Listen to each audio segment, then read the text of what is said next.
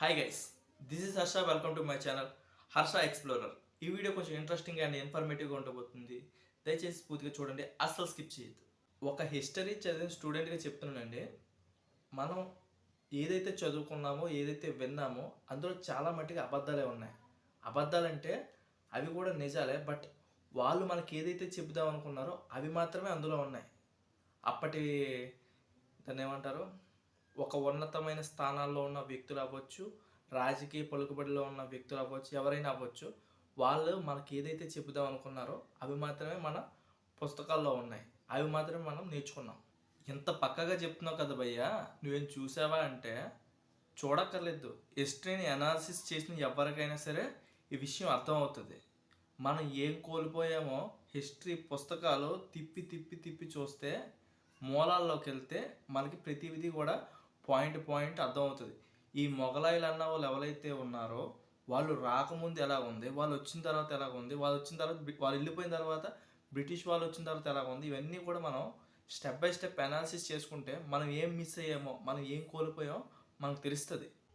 సరే బ్రో, నేను చెప్పేది ఏముంటుందిలే కానీ మీరే అనాలిసిస్ చేయండి. ఆ పుస్తకాలు అయ్యే తీసి ఒక్కసారి, ఎందుకంటే మన చరిత్ర అనేది మనమే తెలుసుకోవాలి, ఎవరో వచ్చి తెలుసుకోరు. ఎందుకంటే మనం భారతీయులు, మన దేశం భారతదేశం కాబట్టి మనకి ఆ బాధ్యత మనకు ఉంది. మన బుక్స్లో ఈ బయట దేశస్తులు ఎవరైతే ఉన్నారో బాబరు, అక్బరు, షాజహాను, వీళ్ళందరినీ కూడా బాగా హైలైట్ చేశారు. ఆఖరికి ముంతాజ్ బేగం కూడా వీళ్ళు హైలైట్ చేశారు, తాజ్మహల్ కట్టారని. బట్ కొన్ని వందల సంవత్సరాల క్రితమే మన పూర్వీకులు అలాంటి కట్టడాలు ఎన్నో కట్టారు. బట్ అవేమి మనం తెలుసుకోలేదు, మనల్ని తెలుసుకోనివ్వలేదు. వాళ్ళతో ఆగిపోలేదు కదా.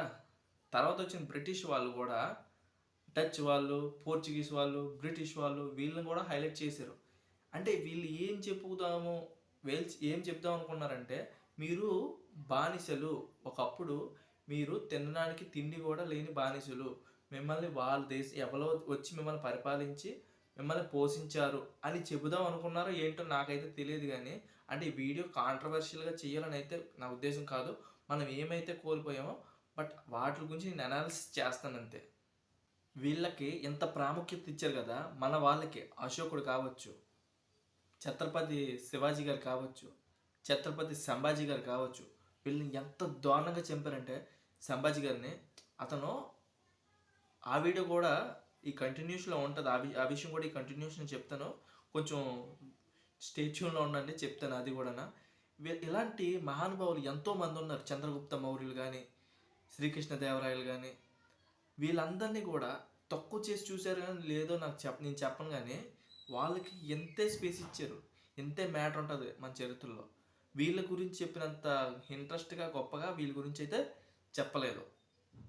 బట్ రోజులన్నీ ఒకేలా ఉండవు కదా, అన్నీ బయటకు వస్తాయి. ఇప్పుడు సోషల్ మీడియా పుణ్యమని ఒక్కొక్కటి బయటకు వస్తుంది. మనం ఏదైతే కోల్పోయామో, మనం ఏదైతే తెలుసుకోలేదో అవన్నీ కూడా ఎవరో ఒక మహానుభావులు, ఎవరైనా ధైర్యవంతులు బయటకు వచ్చి ఇది మన చరిత్ర, ఇక్కడ మిస్ అయింది, ఇది ఎందుకు మాకు చెప్పలేదు అని బయటకు వచ్చి మనందరికీ కూడా ఎక్స్ప్లెయిన్ చేస్తున్నారు.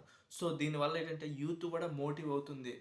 మనకి స్వామి వివేకానంద అలాంటి వాళ్ళ గురించి కథలుగా చెప్పాలి, రామకృష్ణ పరమహంస గురించి చెప్పాలి. వీళ్ళు మనకి ఇన్స్పిరేషను. బట్ ఇలాంటివి చెప్పడం మానేసి ఏం చెప్పారయ్యా అంటే, మీరు వాళ్ళ కింద బానిసలు, మీరు బ్రిటిష్ వాళ్ళ కింద చెప్పు చేతల్లో ఉండేవారు, మీ ఆడవాళ్ళని ఇలా మానభంగాలు చేసేవారు, మీ మగవాళ్ళని అలా చంపేవారు అంటే ఇంత దారుణంగా మన మైండ్ సెట్ని మార్చేశారు. సో మనం ఏంటంటే అలా జనరేషన్ మారే కొద్దీ మన మైండ్ సెట్ కూడా మారిపోతుంది. మన పూర్వీకుల్లో ఉన్నంత తెలివితేటలు, ఆ కాన్స్టెంట్, ఆ స్థిరత్వం అన్నది మనకి లేదు. ఇప్పుడు కూడా ప్రపంచ దేశాలు మన ఇండియా వైపే చూస్తున్నాయి. ఎంత విధంగా ఎన్ని రకాలుగా మనల్ని చెడగొడదామన్నా సరే చెడగొట్టలేకపోతున్నారు. సో యూత్కి నేనైతే ఒకటే చెప్తున్నా, నువ్వు యూత్వే కదా బ్రో అంటే నేను యూత్నే కాబట్టి చెప్తున్నా, మనం ఎవరో వచ్చి మనకి చెప్పక్కర్లేదు. ఇప్పుడు బుక్స్ కూడా ఓపెన్ చేయక్కర్లేదు, అన్నీ కూడా ఫోన్లో వస్తున్నాయి కాబట్టి ప్రతిదీ కూడా పిన్ టు పిన్ మనం తెలుసుకునే అవకాశం మనకి ప్రజెంట్ ఉంది. సో ఇందాక చెప్తానన్నాను కదా సంభాజీ మహారాజ్ గురించి. ఇప్పుడు చావా సినిమా కూడా వచ్చింది కదా. సో పనిలో పనే విషయం చెప్తాను. ఈ ఛత్రపతి శివాజీ మహారాజ్ ఎవరైతే ఉన్నారో అతనే కొడుకు అనమాట సంభాజీ మహారాజు. ఇతను దాదాపు 9 సంవత్సరాల్లో 127 యుద్ధాలు చేశాడు. అన్నిట్లో కూడా గెలిచాడు. మొత్తం భారతదేశం మొత్తం మీద గెలిచి మన కాషాయ రంగు అంటే హిందువులకి అదొక సింబల్ అనమాట. ఆ జెండా ఎగరేసాడు. మొత్తం దేశం మొత్తం కూడా 127 యుద్ధాలు చేసి గెలిచాడు అనమాట వ్యక్తి. అయితే చిన్న మిస్టేక్ వల్ల అతన్ని పట్టుకున్నారు. పట్టుకుంటే ఎవరు? ఔరంగజేబు. వీడు చాలా దారుణమైన వ్యక్తి. అలాంటి వాడి గురించి కూడా మన హిస్టరీ బుక్స్లోని ఇంత మ్యాటర్ ఉంటుంది. ఈ సంభాజీ గారి గురించి మాత్రం ఇంతే ఉంటుంది. ఈ ఔరంగజేబు అన్నవాడు ఎవడైతే ఉన్నాడో వాడికి మత పిచ్చి చాలా హెవీగా ఉండేదన్నమాట.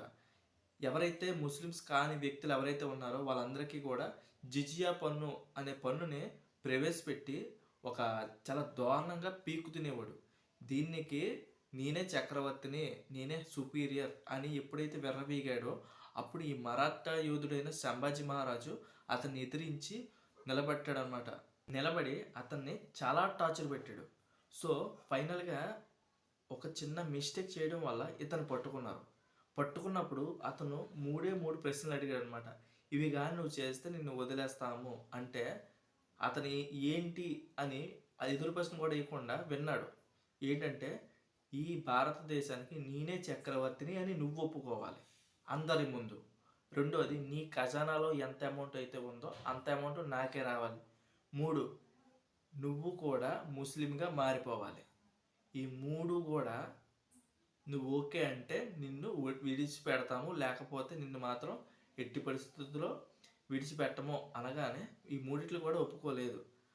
కానీ అతన్ని ఎన్ని రకాలుగా టార్చర్ పెట్టినా సరే అతను ఈ 3 కూడా ఒప్పుకోలేదు. 40 రోజులు